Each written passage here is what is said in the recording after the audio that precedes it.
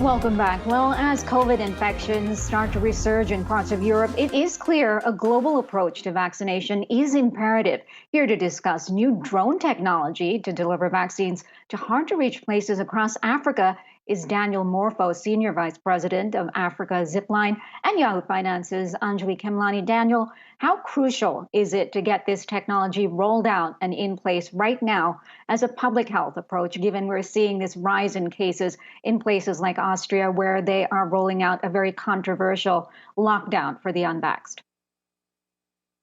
Thank you very much. I think that with COVID, the most important thing is equitable access to vaccines. And if you take a spotlight on Africa and other hard-to-reach places, ensuring that everyone has access to the vaccines, irrespective of where they live, is going to be very paramount to ensuring that we can overcome this pandemic.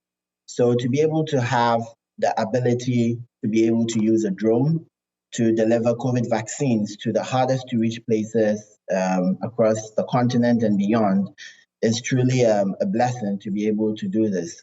I believe that if as many people are as vaccinated, then we would have a real chance of returning to a normal life. Daniel, I know that what you're doing really is a collaborative effort, and it's very important that governments within Africa assist you in your efforts to try to get these vaccines to these hard-to-reach places. How has that been going, and what have some of those challenges been for you? So we've been working primarily with the government of Ghana to be able to get COVID vaccines to the hard-to-reach places across the country. Since vaccines became available, Zipline has delivered approximately 10% of every vaccine jab that has been put into someone within Ghana. And for us, that's been an incredible collaborative effort between us, between the government of Ghana. I would say some of the challenges are, this had never been done, flying or moving vaccines using a drone. And so it was basically new frontier.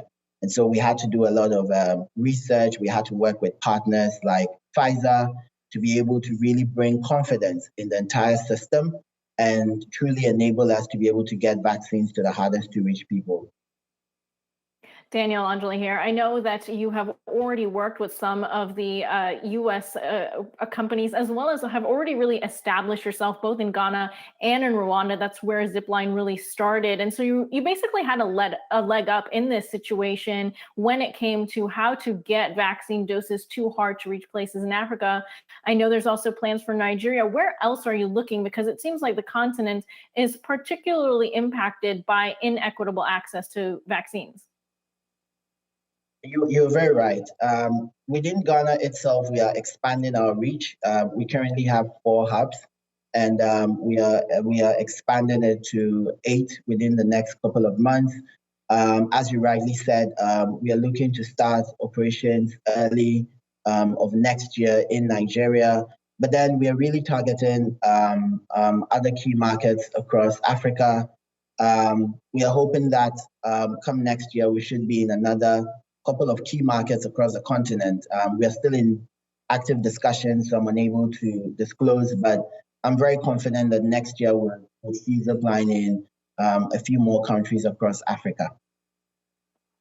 So talk to me about the scalability, because it seems like this is still something that's time intensive to build up and build out in these markets. So while you did have certain pockets that you were able to provide these doses to, it's kind of a limited partnership with Pfizer right now because you still have to build out. So, for instance, as you rightly said, it takes time for the way that we deploy our solution to really come in. And it takes time because we are building a solution that is actually fully integrated into the healthcare system. So what we do are not pilots, they're fully operational, they're commercial. And so it's basically setting up infrastructure that is deeply integrated into the healthcare. So that takes a bit of time. However, what we have been doing is we've been doing this faster since we started in Rwanda. Our first distribution center set up in Rwanda took us over a year to actually to be able to bring up the first one. Today in Ghana, we're able to bring up a distribution center once we have all commitments in just a few months. And that is the trajectory that we are on. Our ideal state is in a matter of weeks in the future, when someone requests for our services, we are able to fully deploy them.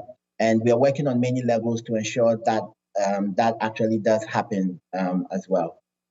And we need to throw everything we can at this to stay ahead of the pandemic. Daniel Morpho, Senior Vice President of Africa Zipline, thank you so much. And Yahoo Finance's Anjali Kimlani, thank you to you both.